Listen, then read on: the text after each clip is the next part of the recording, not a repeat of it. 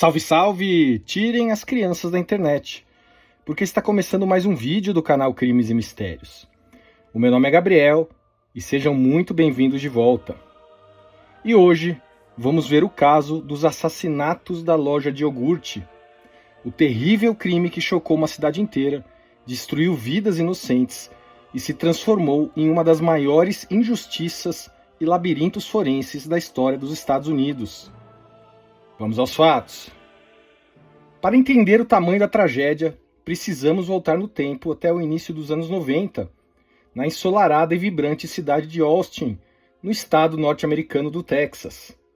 Ali, 4 jovens amigas compartilhavam uma vida típica de adolescentes, repleta de planos, sonhos e uma rotina tranquila. As irmãs Sarah Harbison, de 15 anos, e Jennifer Harbison, de 17, eram muito próximas. Sarah estava apenas começando o ensino médio, era atleta, cheia de energia e adorava participar de clubes escolares.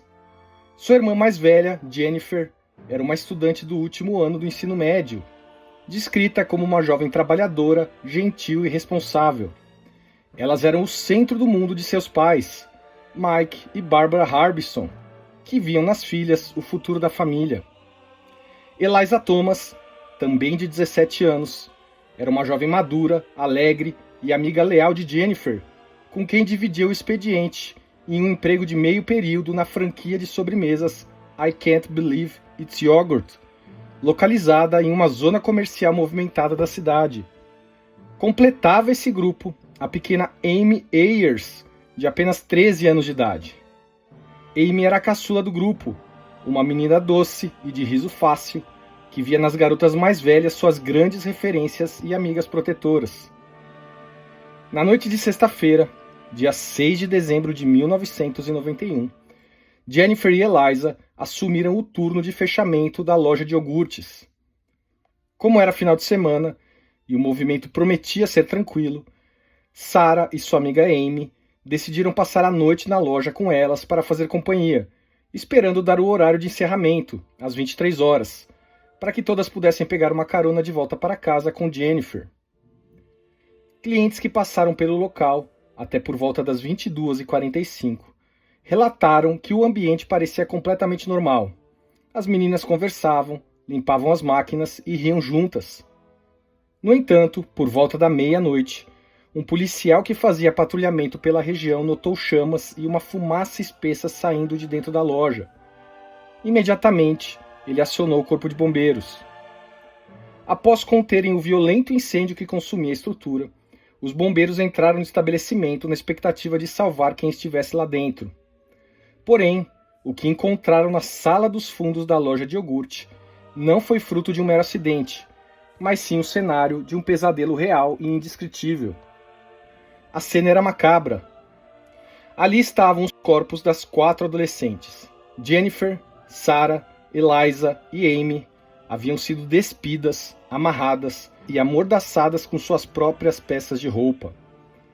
Todas apresentavam ferimentos de tiro na cabeça efetuados a queima-roupa, no que as investigações mais tarde chamariam de uma execução a sangue frio. O exame de necrópsia revelou que as garotas haviam sido violentadas sexualmente e que o assassino, ou assassinos, haviam ateado fogo na loja de propósito, na tentativa de apagar os vestígios biológicos e destruir as evidências do crime. A brutalidade do crime gerou pânico e revolta em Austin.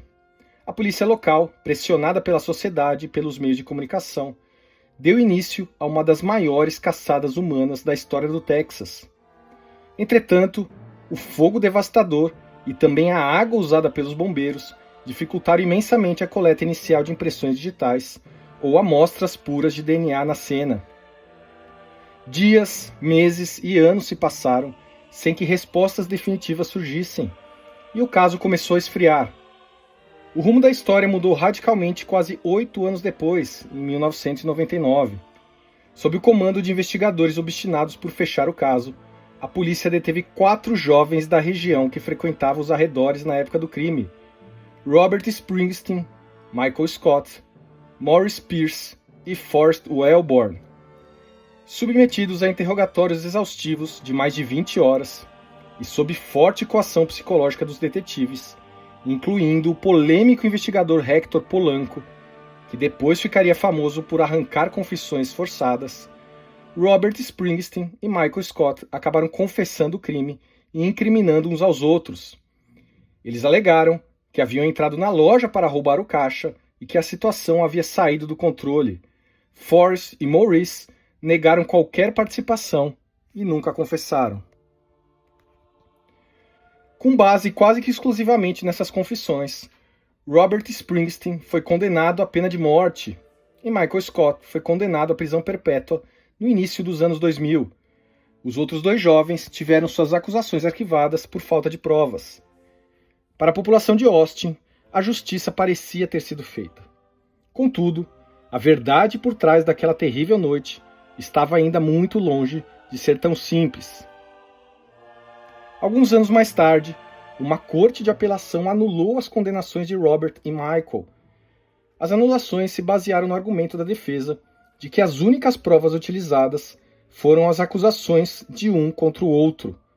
Cada julgamento utilizou a confissão do outro acusado, mas as confissões tinham sido obtidas durante as investigações, de maneira que nenhum deles efetivamente depôs no julgamento do outro. Isso claramente violava o direito de confrontar testemunhas, chamado, na Constituição dos Estados Unidos, de Confrontation Clause. Assim, ambos passaram a aguardar um possível novo julgamento.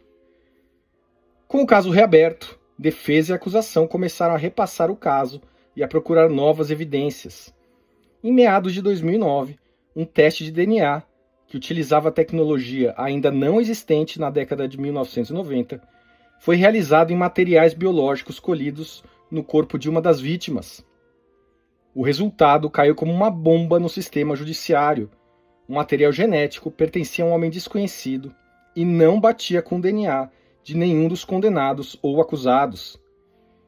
Diante da evidente inconsistência de provas físicas e da nítida coação que gerou as confissões falsas, a Suprema Corte do Texas confirmou as anulações das condenações de Robert e Michael.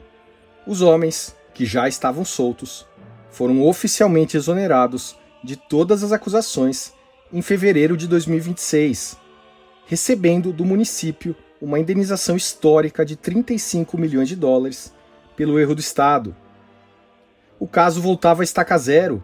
Quem seria o dono daquele DNA misterioso e o verdadeiro autor de tamanha atrocidade? A resposta definitiva só começou a ser revelada recentemente, no final de 2025. Por meio de técnicas modernas de genealogia genética investigativa e o cruzamento de dados, os detetives finalmente identificaram o homem por trás do material genético encontrado nas vítimas, Robert Eugene Brashears. Brashears era um perigoso criminoso, assaltante de bancos e estuprador em série que operava em vários estados norte-americanos na década de 1990. Porém, em 2025, ele já estava morto. Em janeiro de 99, cercado pela polícia após cometer crimes no estado do Missouri, ele tirou a própria vida durante um confronto armado. A arma que Brashears usou para cometer suicídio era balisticamente compatível com cartuchos encontrados no ralo da loja de iogurte décadas antes. A confirmação de que um assassino em série falecido era o verdadeiro monstro por trás da tragédia trouxe um misto de alívio e extrema amargura para os familiares de Jennifer, Sarah, Eliza e Amy.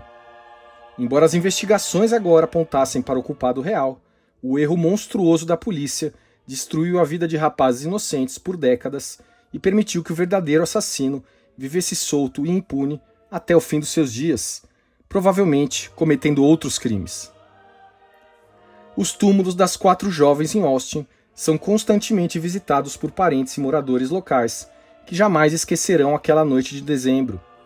Para os pais das vítimas, o peso desse mistério de mais de 30 anos e as falhas do sistema judicial são cicatrizes que nunca fecharão.